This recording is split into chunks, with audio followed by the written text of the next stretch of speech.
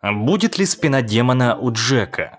По словам Юдзера, что нет, что у него мало моей крови. И никогда заполучить такой силы ему не суждено. Однако, а если я скажу тебе, что Юдзера прав, и ему не видать спины бати-бать-собаки? Но что, если на самом деле Джек заполучит что-то особенное, такое, что нет ни у кого? И это спина ангела. Полная противоположность поколению Ханм. Думаешь, что это полный абсурд? Нет. Присаживайся поудобнее, и я сейчас тебе докажу, что этой теории место быть.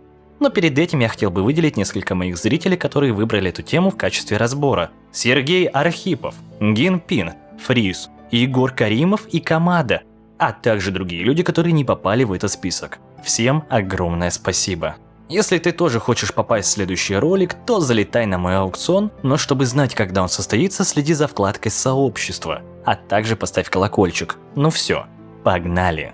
Первое упоминание про Бога было в новых главах манги, что действительно меня это удивило. И я решил задуматься, а зачем вообще Итагаки его сюда залил, и рассказал нам об этом. К слову, если разобрать более подробно самый первый фрейм, то тут уже можно увидеть подсказку. Рожденный из веры. То есть мать Джека хоть и была солдатом, причем не каким-то там рядовым, и параллельно с этим является христианкой. И после близости с Юдзера он исчез и оставил ей этого ребенка. Вот ж какой плохой отец, даже алименты не стал выплачивать. И вот теперь представьте женщину в армии с ребенком. Такого явно не может быть. Поэтому можно предположить, что она ушла в декрет и стала получать компенсацию от государства. А теперь снова вспомните про те строки «рожденный из веры». Значит, после того, когда она узнала, что забеременела, пошла молиться. День за днем, неделя за неделей, до тех пор, пока на свет не появился Джек. Но зачем ей было молиться? Я думаю, что дело в Юдзера. Она знала, что он самый ужасный человек, монстр во плоти. И не хотела получить ребенка, похожего на своего отца. Вот поэтому и молилась, и, как говорится, домолилась. Вследствие чего сам Бог уже наделил мальчика способностями победить демона в лице Юдзера. Идем дальше. Раз ему нужно победить дьявола, это его цель по жизни.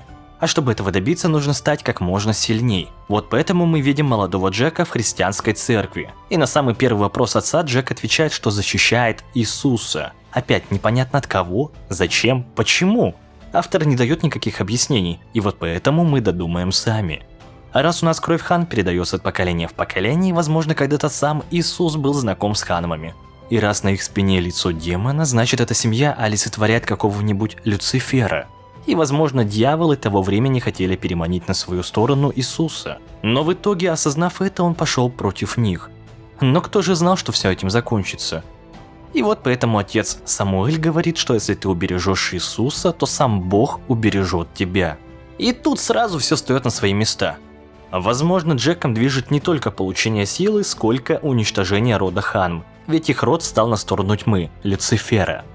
А все, что нам говорили, мол, Джека не волнуют ни деньги, ни женщины, ни алкоголь и статус, а только абсолютная сила, которая нужна для выполнения этой истинной цели – уничтожить род Ханм.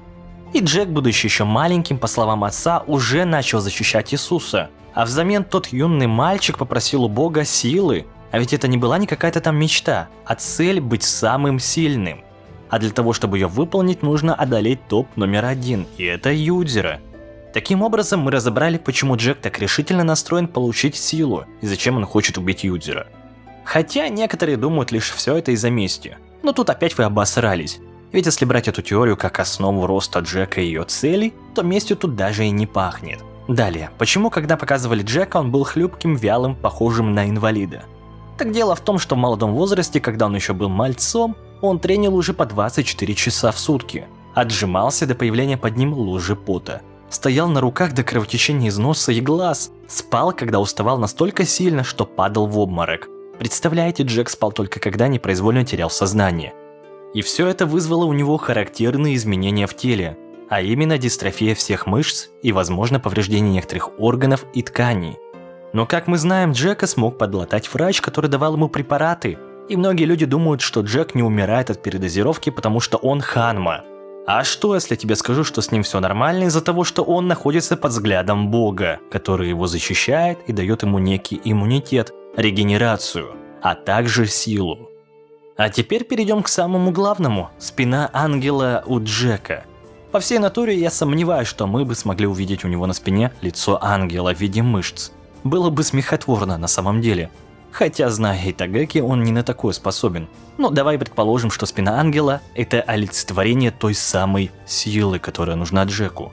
И в нужный момент, в нужное время, в момент апогея, Джек сможет извлечь ту самую мощь для убийства Хан, для выполнения истинной его цели. А как это будет выглядеть, это уже другой вопрос. Мозг ангела, челюсть ангела, спина ангела, да хоть как. Главное, это в нужный момент пауэр-апнуться и закомбэчить. В итоге мы разобрали, кем на самом деле является Джек и что такое спина ангела. А если тебе понравилась теория, то скидывай ее друзьям, ставь лайк, пиши комментарий, согласен ли ты с моим мнением или нет. И не забудь про колокольчик и следующие стримы. А с тобой был Хэппис. Пока!